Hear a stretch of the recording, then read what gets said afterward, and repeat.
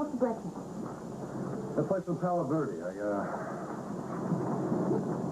guess I lost track of the time. Oh, at least you're back. Get any sleep? What? Did you get any sleep? You left a note that said you couldn't sleep. Did you get any sleep? Yeah, I slept a little bit, yeah. Can we talk? What do you want to talk about, Betsy? Do you want to talk about this problem again? Actually, yes. You know, I'm no expert, Craig.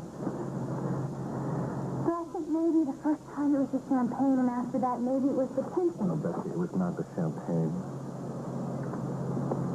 You know, you're never there for me. You're like 1,000 miles away. You're on some other planet, and you're with Steve. No, I don't know what there is, Steve. I don't know what other women are like. I don't know. Maybe it's just I'm an experience. Maybe it's just that you're in love with Andropoulos. How many times do I have to tell you that is over now? He is out of my life now. I can't compare you to him or to anybody else. Like I said, Craig, maybe it's that I am inexperienced.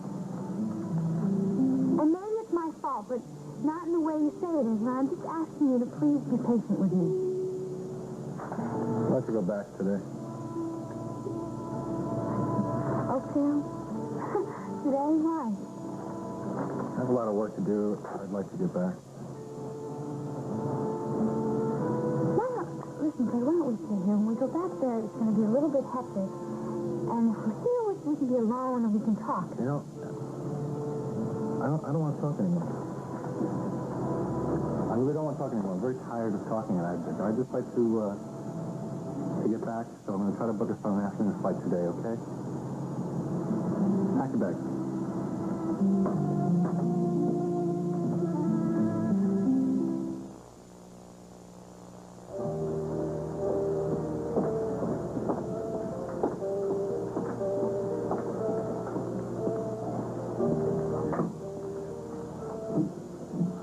Hi, baby.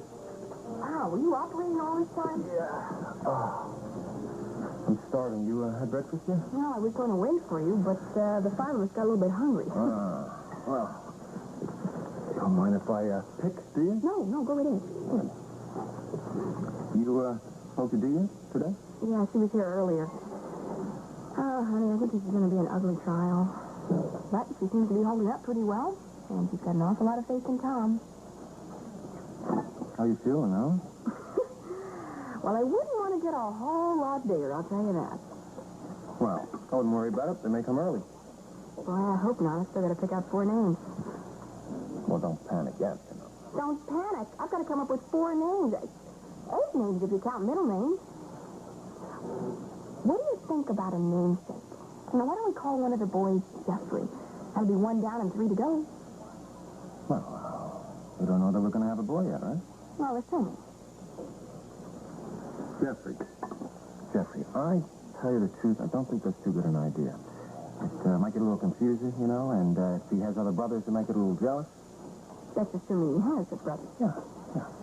I'll tell you what. Why don't we call them all Jeffrey? It'll be Jeff, and Jeff. Oh, that's real cute, John. Real cute. 4 against 2. This is not going to be easy. Yeah, but we're bigger. For now. Look, since it was my grandfather's name, what do you think about having Lowell as one of the kids' names? I'd really like that.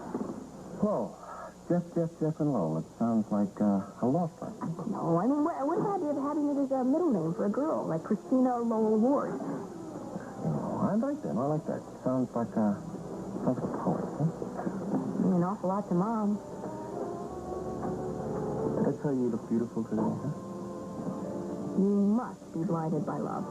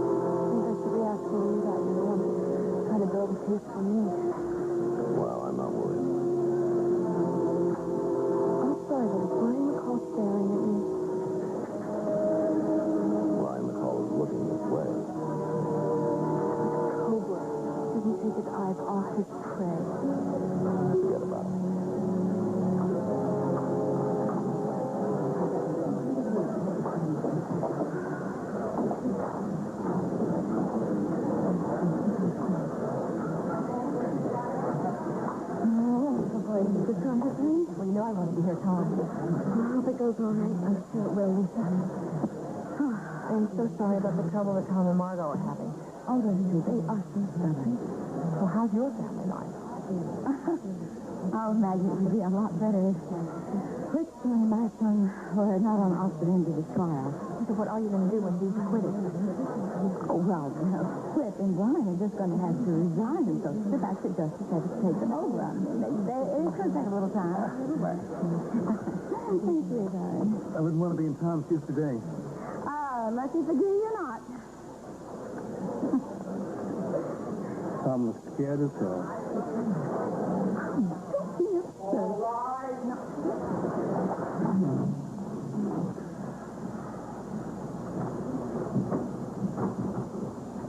Be seated. Now, Mr. Hughes, are you ready to make the opening statement for the defense? I am, Your Honor.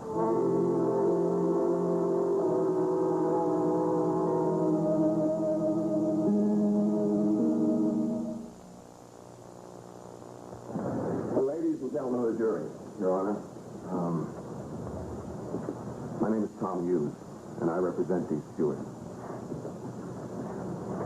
She sits in this courtroom accused of murder, for which, if she's convicted, she will spend 25 years to the rest of her life in prison. Mr. McCall says the state has overwhelming evidence of her guilt. This is not so.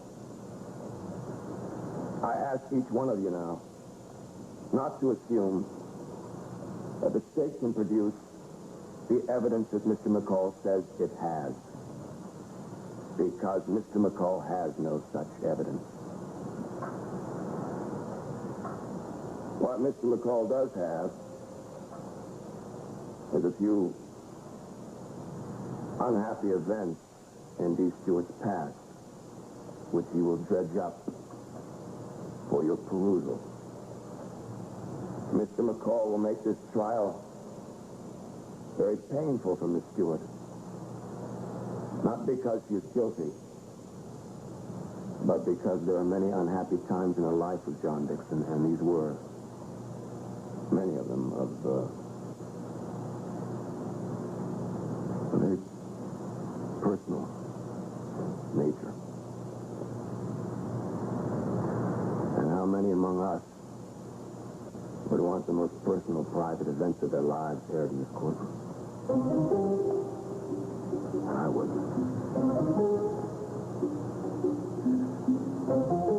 I ask you to keep this in mind. I ask you to keep in mind that any reluctance or pain she shows at having these events exposed in court in no way suggests her guilt. Mr. McCall will do this, he will tell you, in an attempt to show that Dee Stewart had a motive to murder John Dixon. But the real reason Mr. McCall will do this, will dwell on these painful personal matters, is because he has very little else to work with. He will tell you that Dee Stewart feared John Dixon. He will tell you that Dee Stewart hated John Dixon.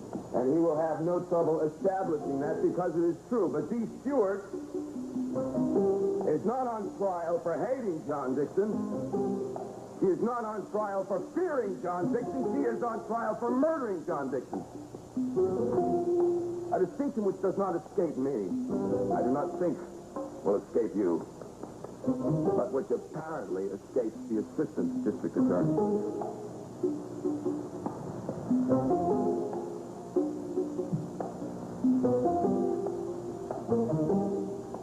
The prosecution will present its case first.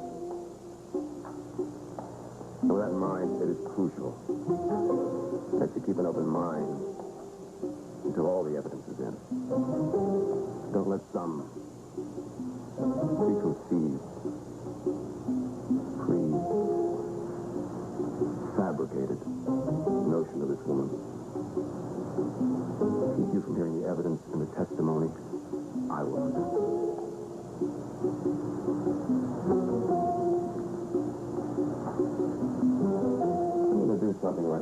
something I've ever done before.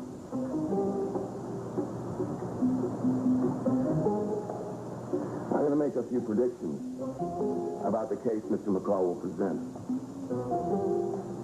As the trial progresses, keep these in mind, remember them, and judge for yourself the accuracy of these predictions. First, the evidence will not show that D. Stewart was anywhere near John Dixon when the fatal shot was fired. Second, the evidence will not show that D. Stewart had the strength to lift John Dixon's body from the murder site, put it in the trunk of a car, and dispose of it. Third, the evidence will not show that D. Stewart fired the weapon that killed John Dixon. And finally, and I think most important, the evidence will not show that D. Stewart ever in her life committed an act of violence.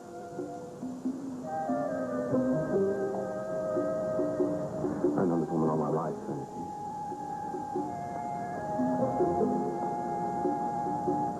if anything,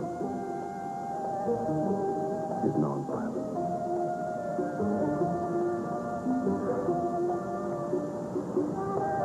Now I'll make some predictions about what the evidence will show. The evidence will show that D. Stewart did indeed drive out to John Dixon's house that morning, not because she was worried about herself, but because she was worried about her father.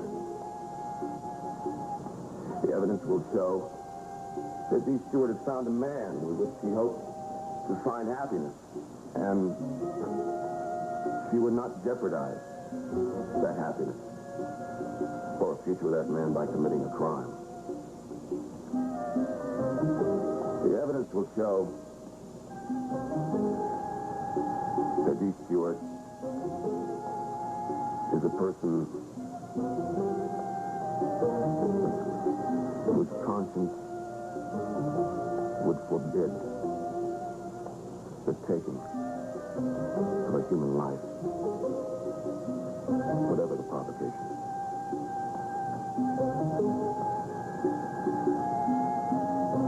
And finally, the evidence will show that there were others that had both the motive and the opportunity to kill John Dixon, and the means to do it. Now this man, or this woman,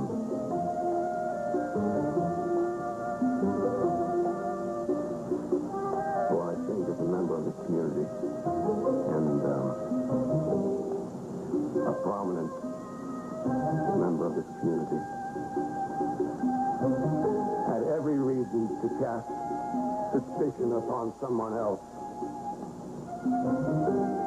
And what better person than D. Stewart, who had an unhappy history with a murdered man.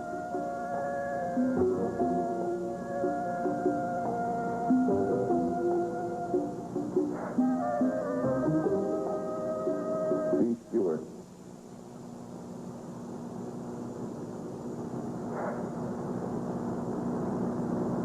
D. Stewart stands alone against the state. She's been arrested. She's been subjected to the harsh glare of publicity by a biased newspaper that has dubious connections to the district attorney's office. Many of the people in this courtroom have already tried and convicted her without a trial. The shadow cast on her name by these charges can never be removed, no matter what your verdict is. Her life has been damaged. Only you you can take away her life now. Only you stand between her and a conviction of a crime she did not commit. To find her guilty, you must be satisfied beyond a reasonable doubt, and to a moral certainty that D. Stewart took John Dixon's life. If you have reasonable doubt, then you must. It is your duty, each of you, to return to this courtroom with a verdict of not guilty.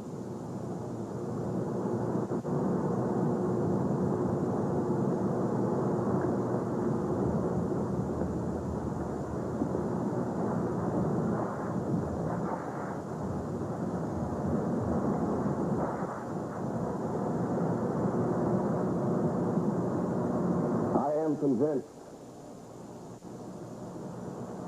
that each of you will do this duty as the law requires.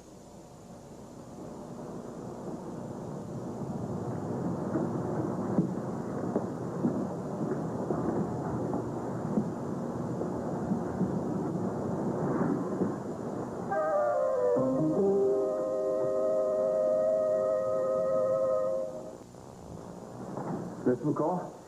Well, what'd you decide, Steve? I had a chance to think it over, and I appreciate the offer very much, but I can't take you up on that, okay? You afraid of the responsibility? No, I just think it's going to look like a payoff. A payoff? What do you mean?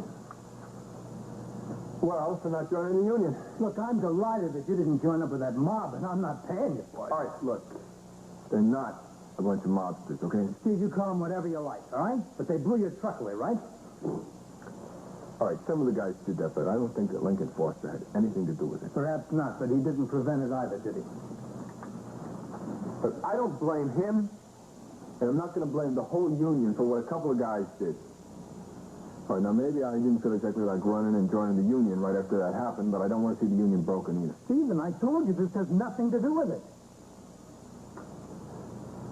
Well, it's just going to look like a payoff, so, I mean, they're going to think that you and I had this deal going. Well, what do you care what they think?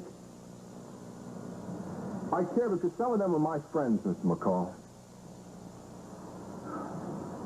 All right, Steve. I guess you're not as bright as I thought you were. No, I guess not. Thanks anyway.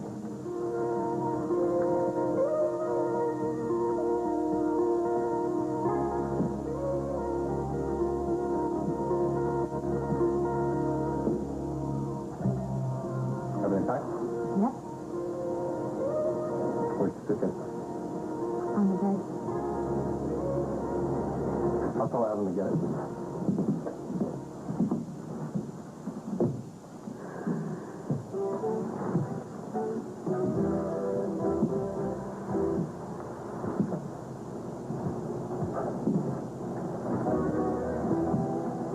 We still have some time before the flight. Do you want to stop and get a drink? Okay. Look, I know this wasn't much of a honeymoon, but we don't have to broadcast that to everybody, do we? Betsy, you gonna act this way on the flight? What? By the way you're acting right now. No, I'm not going to make a scene if that's what you're talking about, no. Good. Because I think you owe it to me not to let anybody know that anything went wrong. I owe it to you? That goes for now as well as when we get back to Oakdale. I don't want you talking to anybody about this. I don't want you talking to Kim. I don't want you talking to my mother. Is that understood? Fine. Because what goes on in our bedroom is our business. And I don't want anybody knowing that I don't want you telling anybody I'm half a man. And I especially don't want Whit McCall to know that anything went wrong here. And that's Steve Andropoulos here then. No one. Oh, I won't tell anybody, Fred. Okay.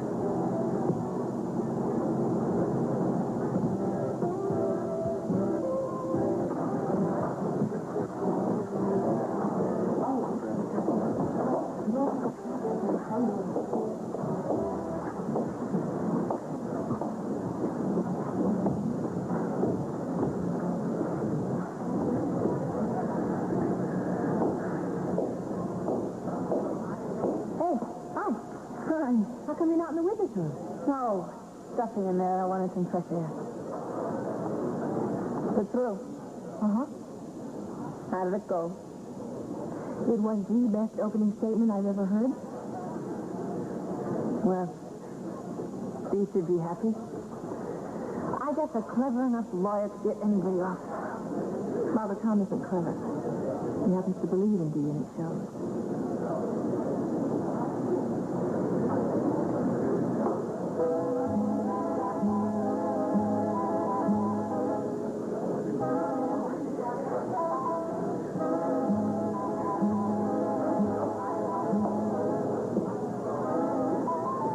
What's the matter with you? I'm sick. And I'm upset. I don't want to hear any more about Tom. Did you really go to a doctor? Yes. I don't want to talk about it. Did he tell you you had the flu, or is that just a story you're handing out? Aunt Maggie, he told me I had the flu, and what difference does it make what kind of sick I am? I'm sick. Because I don't think you're sick. No. I think you're pregnant.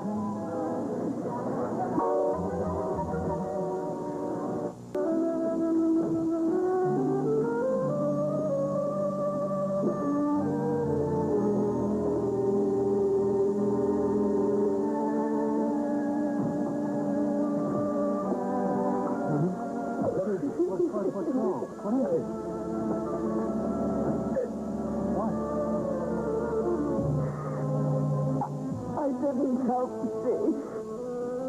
That guy in my clothes just kept at me. He wouldn't stop until finally I had to admit that he killed John. It's just an expression. I know. It's okay. He tried to make it sound as if he compared these situations to the one that led to my killing friend Brennan all those years.